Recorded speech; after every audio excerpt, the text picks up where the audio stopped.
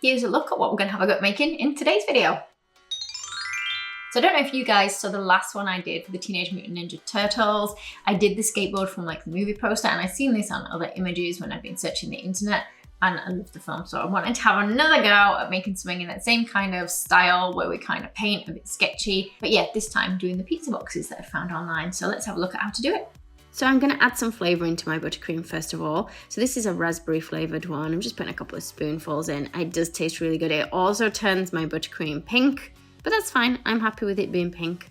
I did eat a lot of the buttercream though throughout making this one, which I'm trying to eat healthier, so that's not going so well. Now I'm going to use 8-inch cakes for these, but I've cut them down so they're actually slightly smaller than 8-inch cakes, but they're maybe about 7.5-inch squares that I'm going to use. Now for most of them, I'm going to have them so they're not on a board, and we're going to stack them together. So I've put some chocolate ganache onto a cutting mat, but it needs to be a fairly smooth one, otherwise it will stick and you won't get it back off. And I'm going to cover the whole thing just in a layer of chocolate ganache. I might have to give it a couple of layers just to get it nice and neat and squarish. My cake's quite soft. I didn't bake the cake. I completely cheated, guys, again, and I just bought some pre-made sheets of cake for this because it was just easier and I got out of the habit of baking completely. Now, if you're going to go tall with your cake, you are going to need one of the sponges actually on a cake card. So for this particular square sort of pizza box one, I've ganached it onto a cake card. My cake card is 8 inches, so there'll be like a few mils of chocolate ganache around the edge to sort of bring it up to meet the edge of that 8-inch square cake card underneath. Hopefully I am making sense to you guys. And the reason for doing this one is that if you go really tall, you will need to put some doweling in the cake at some point. And so one of these will need a cake board underneath to help with that. Hopefully that will make sense a little bit later in the video. At the moment, I'm just doing my best to try and ganache it as smooth as possible. And to help me do it as smooth as possible, what I'm going to do is actually take another 8-inch cake board that's square, or you can use ganaching plates if you want. I've just put some greaseproof paper on it, so that it doesn't stick to this part of the ganache. So obviously we've got a square cake card on the bottom. I'm going to put one on the top, but it's got greaseproof paper just under it. And I've just lined it with the bottom ones. It's just going to help me get straight lines. All the other ones I've done without the cake cards, but I definitely find this easier. Like I say, if you've got ganaching plates, then they're fine. You can reuse those. I don't have any ganaching plates to hand at this size, so the cake card will do the job for me instead. So once it has set, and I did put mine in the fridge for sort of half an hour, just carefully run a knife along the edge. So this is the bit that has the greaseproof paper on. Just remove the greaseproof paper.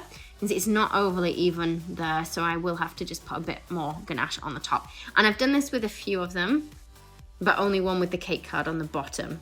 Hopefully that makes sense.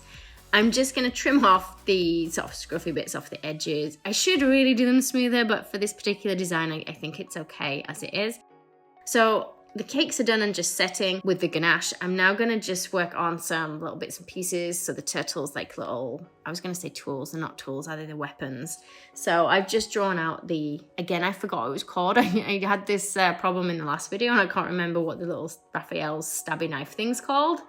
And then some throwing stars. We're just going to draw some throwing stars. So this is some grey fondant. I've put a bit of CMC, or you can use stylist powder in to firm it up because we want it to go pretty firm to stick into the cake. I'm gonna push a cocktail stick into it just so that it makes it easier for pushing into the cake itself as well. So we'll cut out I really should learn what these things are called. Raphael's weapon. I'm just shaping it a bit as well, cutting it out. It's fairly thick, but that will make it so I can put a wooden kebab skewer in and I can stab it into the cake then easily. Cut out your throwing stars as well. Again, they're not overly neat lines on these, but I'm not too worried because if you saw the last Teenage Mutant Ninja Turtles video I did, I tried to follow kind of like the artwork from their movie posters, which is not that it's not neat, it's like I don't know how you call the style of it, but it doesn't have to have perfectly straight lines and things. And you'll see now when we paint it up, we almost want some like little squiggly lines and things on. So I am just painting them using the edible powders. So I'm using like some blacks, some browns, some whites. I'll link below the video what I've used as well. I'm just painting that on so it looks a little bit more like what they do look like in the movie. and I have seen the movie twice now because I really like it. Richard wasn't as keen. He didn't not like it, but he preferred Into the Spider-Verse, whereas The Turtles was my favourite film. Did I tell you guys I enjoyed it more than the Barbie movie? I know that won't go down well with everyone, but I really did like the Teenage Mutant Ninja Turtles movie. Okay, so can you see we've got some quite sort of scruffy lines on there, so it looks a bit more hand-drawn and in the style of the film. And then the other thing I'm going to do is cover all the pizza boxes. So I decided I was going to do the edges of them all first. So I've just got some fondant that I'm going to put around the edge of each one. I trimmed it down to size afterwards. Just smooth it down a little bit with a cake smoother if you've got one. If you didn't roll it long enough to go all the way around the edges, you can just stick an extra piece on. Just trim that down there. Just going to use some scissors to trim it a little bit closer to the cake, taking off any extra from the top so it's level with the top of our cake. I did 6 of these cakes, but obviously depending on how tall you want the pizza boxes stacked to be is going to depend on how many of these cakes you want to make. So I'm going to put some ganache on my cake board. I'm using one of the Masonite boards. They are really nice heavy duty boards. I'll link them below as well. And then I'm just going to stack these. So the first few we can stack up to a certain height without the cakes wanting to squash and give way. Past a certain point, they're going to be too heavy, and that's why we've got the cake on a board. So that one on a board, we have to dowel below that one, and then we can add that on top of the ones that we've doweled. And I'm just using like some hollow plastic straws, or you can use wooden dowels if you prefer. So once the dowels are in, I'm gonna put some ganache on top of each of the places where the dowels go, ready to stack the next cake, which is the one with the cake board underneath, so that that cake board will stand on top of those dowels. I've probably gone a little bit taller than I maybe should have before I doweled. Usually I go about 6 inches tall before doweling. So now they're all stacked, I'm gonna just cover any top bits that are showing. So these little bits on the edges.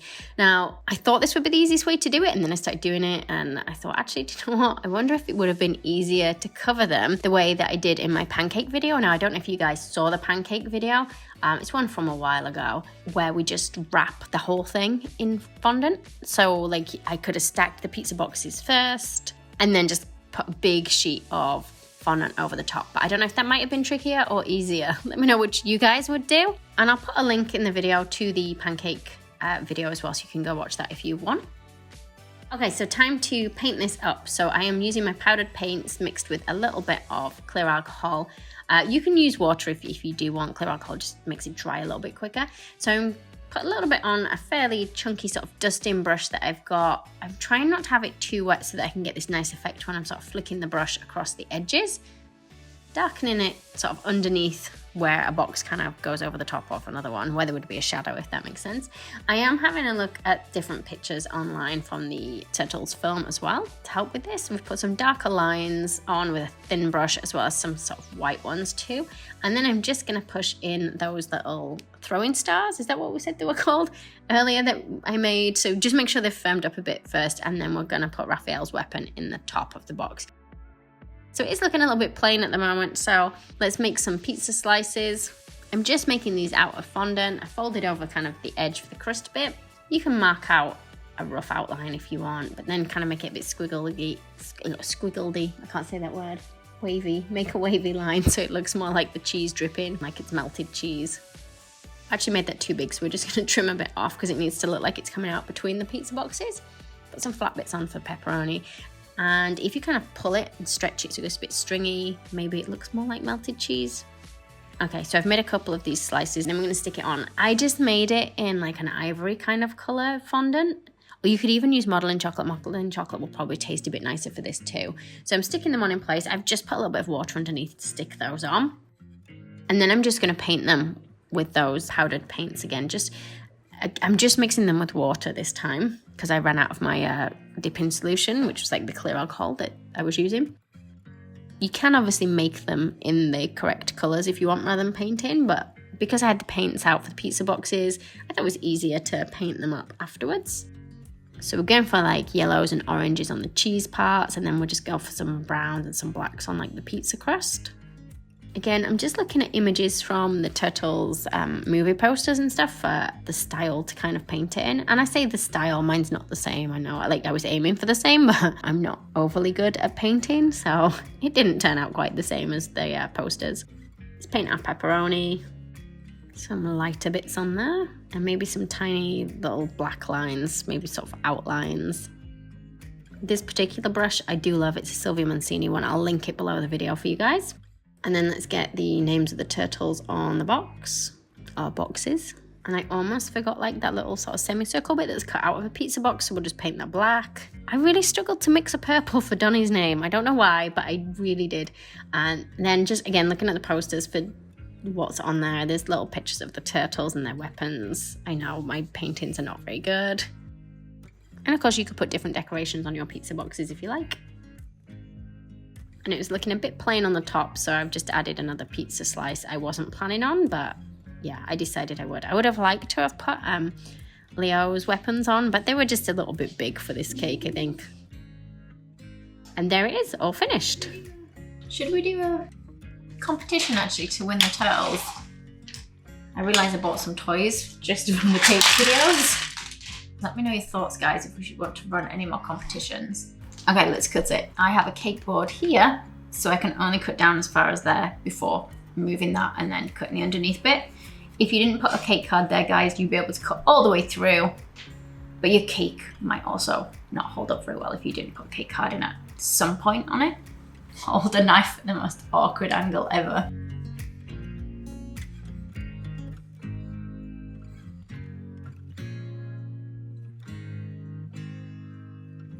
Now, I like it with ganache between the layers, but you might not do, so remember, if you prefer, you could try do it the way that we did for the pancake video, which we'll put a link in for that, and you can always try it that way rather than the way I iced it. See which way you prefer. And let me know in the comments below who your favourite turtle is. I don't know which mine is. In the first film, it was Leonardo. In this new one, I don't know. I actually quite like Raphael. What about all the films in between the first one and this one? I don't know about the in-between ones. Why is that in this one? No. Is it not? No, let's not ruin it though for anybody that hasn't watched it. Thanks for watching the video, guys. Let me know if there's anything else you'd like to see me make in these videos.